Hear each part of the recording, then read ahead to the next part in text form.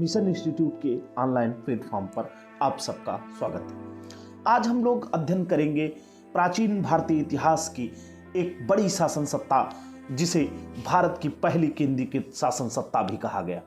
आज हम लोग अध्ययन करेंगे मौर्य साम्राज्य का। ईसा पूर्व चौथी सदी में मगध पर नंद राजाओं का शासन था और वह उत्तर भारत का सबसे शक्तिशाली राज्य था। नंद राजाओं ने करों की वसूली से अपार संपत्ति जमा कर ली थी और उनके पास एक विशाल सेना भी थी, परंतु वे कुशल शासक नहीं थे और लोकप्रिय भी नहीं थे, इसलिए उनको उखाड़ फेंकना कठिन नहीं था। चाणक्य नाम के एक ब्राह्मण मंत्री ने, जो कौटिल्य के नाम से भी प्रसिद्ध है, मौर्य वंश के एक तरुण चंद्रगुप्त को शिक्षा देकर तैयार किया।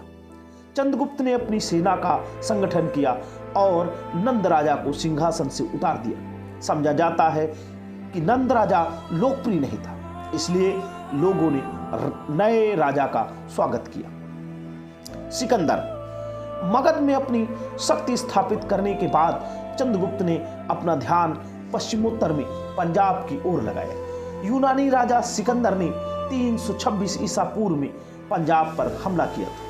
सिकंदर ने भारत पर इसलिए हमला किया था क्योंकि उत्तर के कुछ क्षेत्र हखामनी शासकों के ईरानी साम्राज्य में शामिल थे। सिकंदर ने हखमनी सम्राट को हराकर उसके साम्राज्य को जीत लिया, लेकिन सिकंदर स्वयं 323 ईसा पूर्व में इस संसार से चल बसा।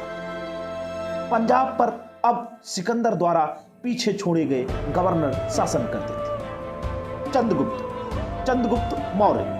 चंद्रगुप्त ने जल्दी ही समूचे पंजाब को जीत लिया। सुदूर क्षेत्र में कुछ प्रदेश यूनानी सेनापति सेल्यूकस निकेटर के अधीन थे। चंद्रगुप्त ने एक लंबे अभियान के अंत में उसे 305 ईसा पूर्व में हरा दिया। उसने सिंधु नदी के परे उस प्रदेश को भी जीत लिया जो आजकल अफगानिस्तान का हिस्सा है। दोनों परिवारों के बीच विवाह संबंध भी स्थापित हो गए। इसके अलावा चंद्रगुप्त ने मध्य भारत के भाग भी जीत लिए। इस प्रकार चंद्रगुप्त का शासनकाल समाप्त होने पर समूचा उत्तर भारत मौर्यों के अधीन हो गया। बिंदुसार करीब 25 साल तक शासन करने के बाद चंद्रगुप्त ने अपना सिंहासन अपने पुत्र बिंदुसार को सौंप दिया। कुछ उल्लेखों के अनुसार चंद्रगुप्त उसके बाद जैन मुनि बन गया था। बिंदुसार के शासनकाल में मौर्य साम्राज्य दक्षिण में मैसूर तक फैल गया था और इस तरह उसमें लगभग सारा देश शामिल था। केवल कलिंग प्रदेश, उड़ीसा और सुदूर दक्षिण के राज्य ही उसके साम्राज्य में नहीं थे, परंतु दक्षिण के राज्यों के साथ उसकी मैत्री थी, इसलिए उन्हें जीतना जरूरी नहीं था। कलिंग के लोग मौर्यों के अधीन नहीं रहना चाहते थे, इसलिए मौर्यों को उन पर आक्रमण करना पड़ा। यह काम चंद्रगुप्त के पौत्र अशोक ने किया। अशोक मौर्य राजाओं में अशोक सबसे प्रसिद्ध था। वह भारत के महानतम शासकों में से एक था। उसने कलिंग को जीतकर उसे अपने साम्राज्य में शामिल करने का फैसला किया। कलिंग पर चढ़ाई की गई और उसे जीत लिया गया, पर दोनों ओर की सेनाओं को भारी हानि उठानी पड़ी। घायल और मरते हुए सिपाहियों को देखकर अशोक को बड़ा दुख हुआ।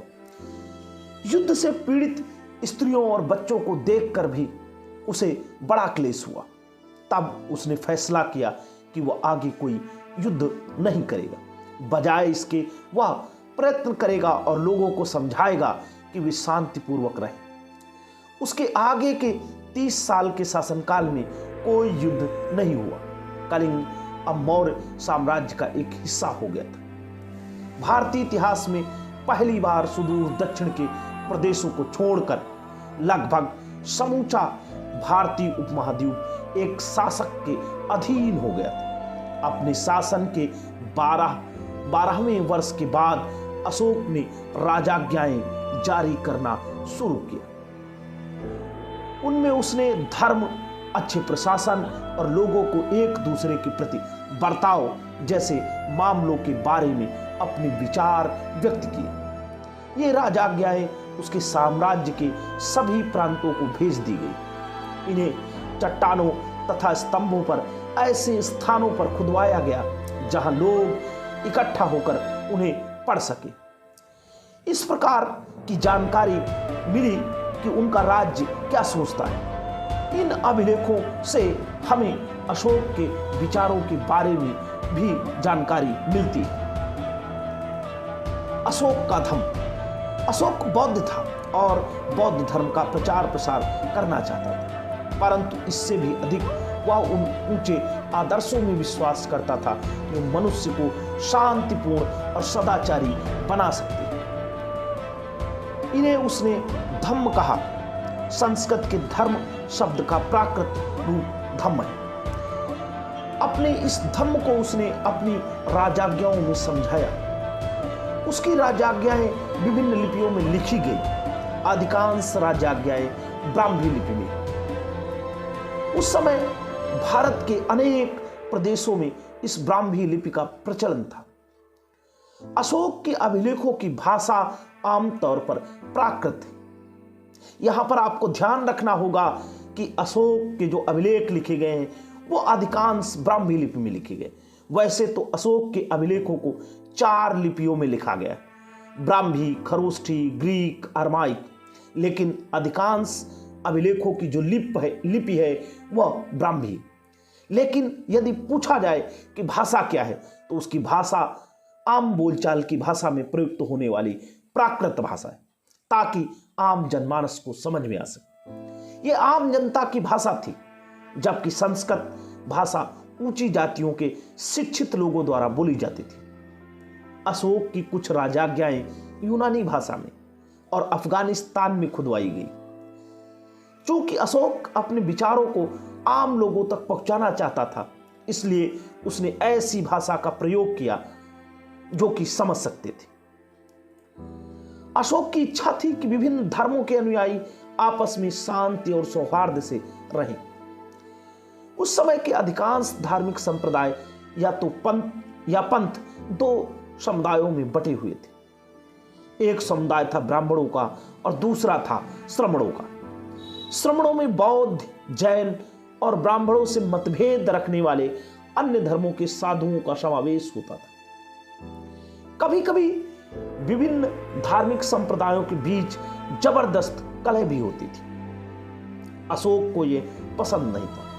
वह चाहता था कि लोग एक दूसरे से मैत्री रखें और तरुण लोग बड़े बूढ़ों की आज्ञा माने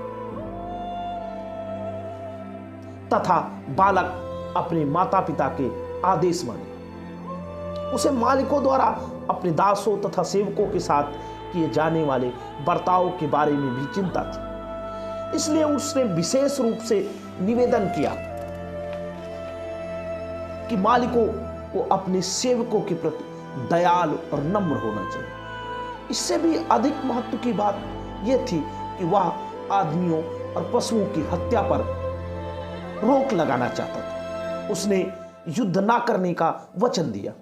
उसने धार्मिक अनुष्ठानों में पशुओं की बलि देने पर प्रतिबंध लगाया, क्योंकि वह इसे एक क्रूर कार्य समझता था। वह यह भी नहीं चाहता था कि लोग मांस खाएं। उसके अपने रसोई घर में प्रतिदिन 2 मोर, 1 हिरन राजा के लिए पकाए जाते थे। इस पर उसने रोक लगा दी। उसकी सबसे बड़ी इच्छा थी कि लोग शांतिपूर्वक रहें और जमीन तथा धर्म के मसलों पर कलह न करें। उसका कहना था कि महत्व की बात आपसी मतभेद नहीं है, वरन साम्राज्य के भीतर एकता बनी रहनी चाहिए। प्रशासन, समाज और संस्कृति। मौर्य काल की कला की अगर हम बात करें, अशोक की राजाज्ञाएं चट्टानों, बलुआ पत्थर के ऊंचे स्तंभों पर खोदी गई। स्तंभों पर इतनी बढ़िया पालिश की गई है कि शीशे जैसे चमकते हैं। प्रत्येक स्तंभ के सिर पर हाथी, सांड या सिंह की प्रतिमा बनाई गई। सारनाथ के स्तंभ के सिर पर 4 सिंह बनाए गए थे। 1947 में भारत जब स्वतंत्र हुआ तो 4 सिंहों की इस बनावट को भारत के राष्ट्रीय चिन्ह के रूप में अपनाने का निर्णय लिया गया। अशोक के अगर स्तंभों को देखें तो अशोक का रामपुरवा के अशोक स्तंभ पर वृषभ या बैल का चिन्ह बना हुआ।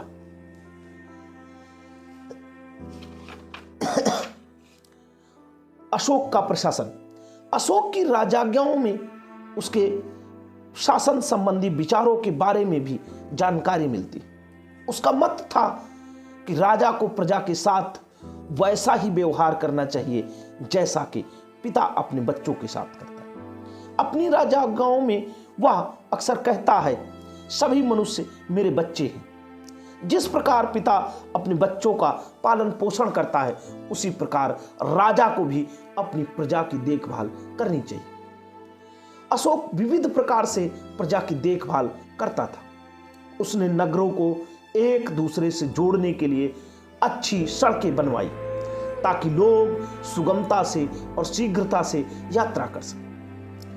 तेज धूप से बचने के लिए उसने सड़कों के किनारे छायादार वृक्ष लगवाए, पानी के लिए कुएं खुदवाए और थके मांदे यात्रियों के विश्राम के लिए धर्मशालाएं बनवाई। उसने रोगियों के इलाज के लिए चिकित्सा केंद्र खुलवाए। उसने पशुओं के इलाज के लिए भी चिकित्सा केंद्रों का प्रबंध किया।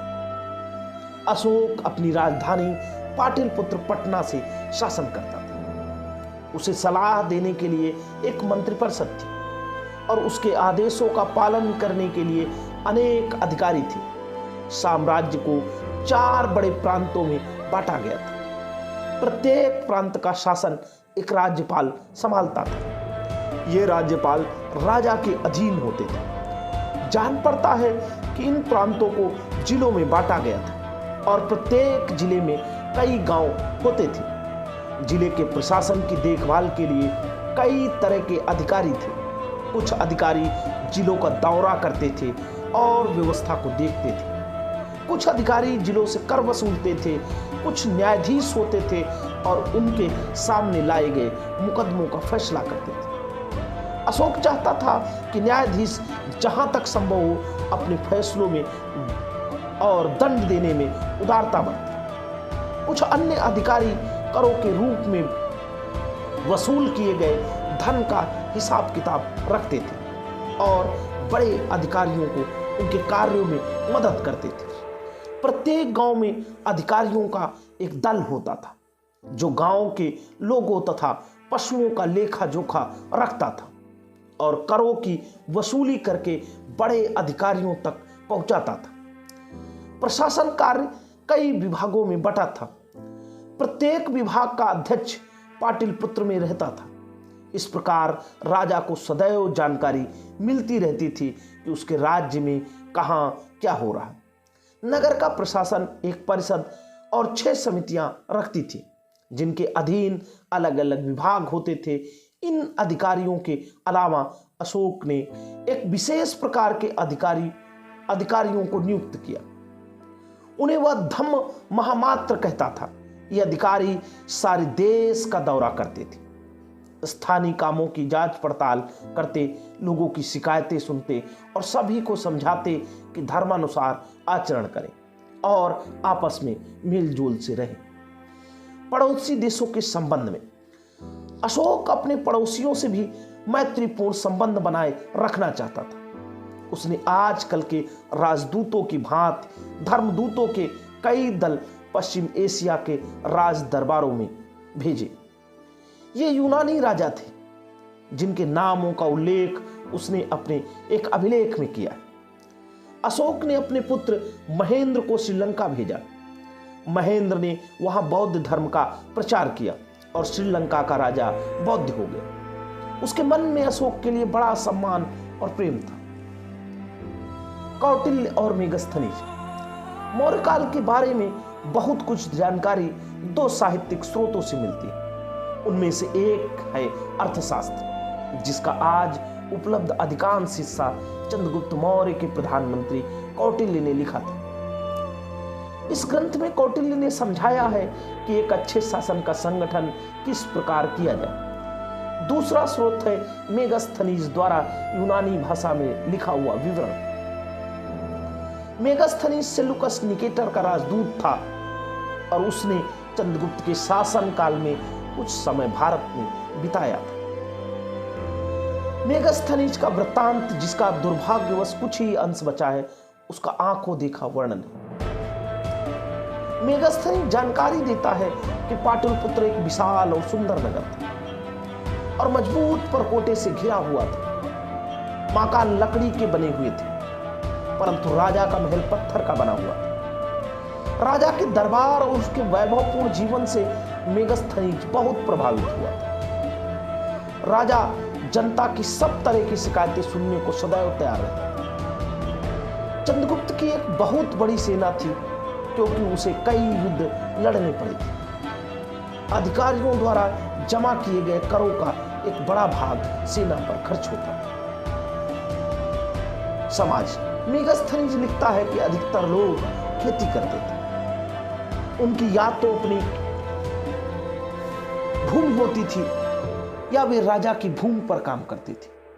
वे गांवों में सुखपूर्वक रहते थे। चरवाहे और गड़रिये भी गांवों में रहते थे। बुनकर, बढ़ई, लोहार, कुम्हार और अन्य कारीगर नगरों में रहते थे। उनमें से कुछ राजा के लिए काम करते थे, जबकि कुछ नागरिकों के इस्तेमाल के लिए चीजें तैयार करते थे। व्यापार उन्नति पर था और व्यापारी अपना माल देश के कोने कोने में ले जाते थे। काफी अधिक लोग सेना में भर्ती थे। सैनिकों को अच्छा वेतन मिलता था और वे सुख चैन से रहते थे। मंत्री, अध्यक्ष, अन्य अधिकारी नगर तथा गांव दोनों में काम करते थे। किसानों, कारीगरों और सैनिकों की तुलना में ब्राह्मणों और जैन तथा बौद्ध भिक्षुओं की संख्या बहुत कम थी, परंतु हर कोई उनका सम्मान करता था। वे राजा को कोई कर नहीं देते थे। मौर्य साम्राज्य का अंत या पतन।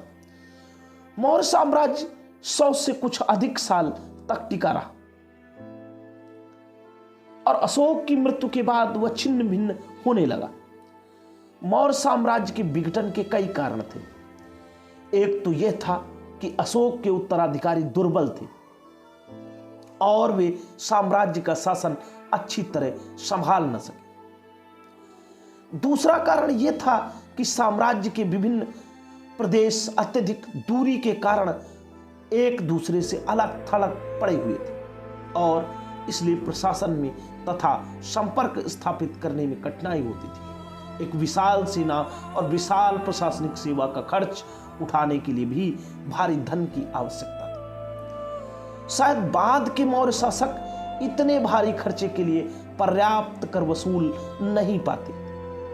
धीरे धीरे मौर्य साम्राज्य के विभिन्न प्रांत अलग होने लगे और अंत में स्वतंत्र बन गए। फूट का नतीजा यह हुआ कि चंद्रगुप्त द्वारा यूनानियों को हराने के 100 साल बाद बैक्ट्रिया के यूनानी राजाओं ने पश्चिमोत्तर प्रदेश के एक भारतीय राजा पर आक्रमण किया। इस राजा को अकेले ही आक्रमण का सामना करना पड़ा।